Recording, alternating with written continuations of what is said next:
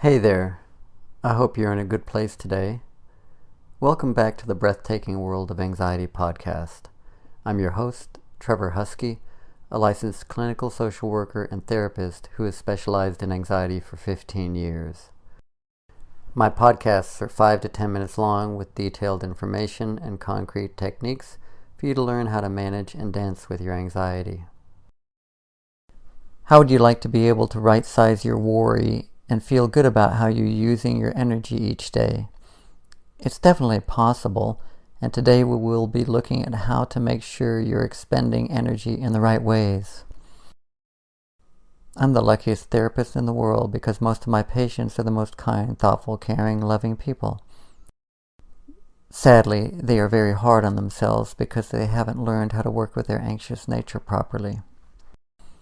One of the things that most people don't understand about anxiety is that on the most basic level, it is driven by one caring about something or someone. It is also caring too much because one is not able to put their circumstances in proper context. But if we can look at it as caring, which it is, we can see the positive intent behind the feeling, which is critical to recognize. At the same time, one has to be careful not to rely on the intense feeling of anxiety as the only way we experience caring enough or needing it to drive us to do the things we need to do. Here are examples of each of those.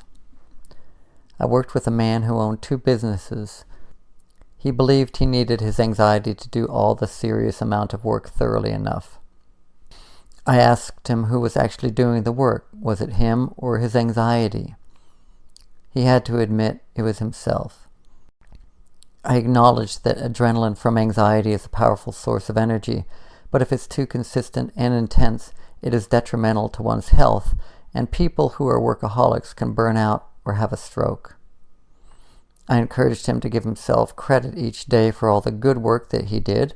He followed through with this exceptionally well, as my perfectionists basically always do, and was able to recognize and accept the fact that he was doing all the work himself.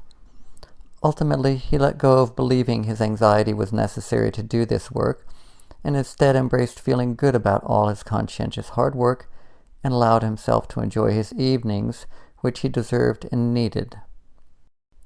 He was also able to take vacations that he could actually enjoy by trusting his employees to do the work he was delegating to them. As a result, he was a more content and relaxed person. I worked with another guy who would get super anxious watching his son play college ball because he cared so much about his son and his well-being and success. We did some basic education on anxiety, deep breathing, and self-talk. Then we addressed a traumatic incident when my patient was 12 in which he was unfairly kicked off a sports team. He was still overwhelmed by anxiety during his son's sporting events, so we talked about specific ways for him to share his love for his son in a healthy way by analyzing the games and having a meaningful conversation with his son afterwards. But he dropped out of treatment just as the sports season was starting, and I believe it was because he couldn't let go of how his anxiety made him feel. He cared so deeply about his son and didn't have another way of experiencing this intense caring. When I finally reconciled with my anxiety, I felt calm each day, and initially that felt odd. I had a hard time being okay with that because I did miss the intensity, and some of my tasks seemed boring. And for somebody who is a high sensory-seeking individual, as well as a highly sensitive person, that was doubly hard to tolerate. And I did feel like I was tolerating each day for a while, until I learned to trust that I could live in a calm state each day over the course of several months. This is a milder form of what military vets experience coming home. It's a major adjustment in life, and sadly one that not everybody is able to accomplish. Not everybody struggles with their anxiety in this way, but it is important to acknowledge how significantly anxiety makes one experience life as intense.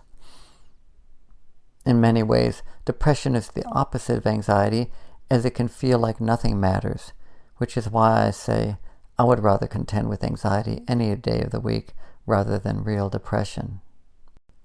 While anxiety reflects caring, it's important to care in the right ways and amounts, as opposed to letting self-doubt, fallout from trauma, or limited beliefs act as the driving force in life. Freud said we need to work and love. I also add play, and investing in these two arenas is critical for a good life. Finding balance requires awareness, wisdom, and healthy practices.